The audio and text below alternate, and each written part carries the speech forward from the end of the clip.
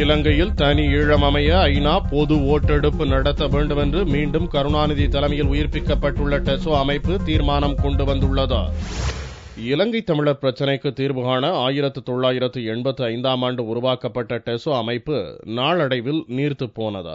இந்நிலையில் திமுக சார்பில் இலங்கை தமிழர் பிரச்சினை குறித்து தமிழ் ஈழ ஆதரவாளர்கள் சார்பில் கலந்துரையாடல் கூட்டம் நடைபெற்றது.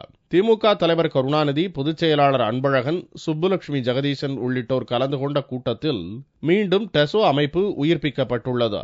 இதன் தலைவராக கருணாநிதி தேர்வு செய்யப்பட்டார். இலங்கை பிரச்சினைக்கு தீர்வு காண தனி தமிழ் ஈழம் அமைக்கப்பட வேண்டும் என்று டெசோ அமைப்பு வலியுறுத்தியுள்ளது.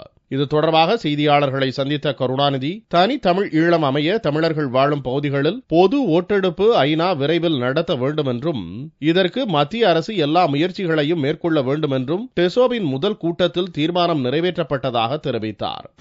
ஜனநாயக நெறி போராட்டத்தை கைவிட்டு ஆயுத போராட்டம் நடத்திய போராளிகளுக்கும் பல்வேறு காரணங்களால் வெற்றி கிடைக்காத மாத்திரமல்ல, தமிழினத்துக்கே ஒரு வீழ்ச்சி ஏற்பட்டது.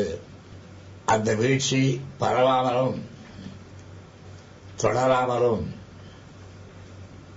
தடுக்கப்பட வேண்டும் என்பதற்காகத்தான் போர் முறைகளை மாற்றம் செய்து அறப்போர் வழியிலே அனைத்து நாடுகளும் இப்பொழுது ஏற்றுக்கொண்டிருக்கின்ற ஜனநாயக வழியிலே இந்த பிரச்சனையை அணுக வேண்டும் என்ற முடிவுக்கு நாங்கள் வந்திருக்கிறோம்.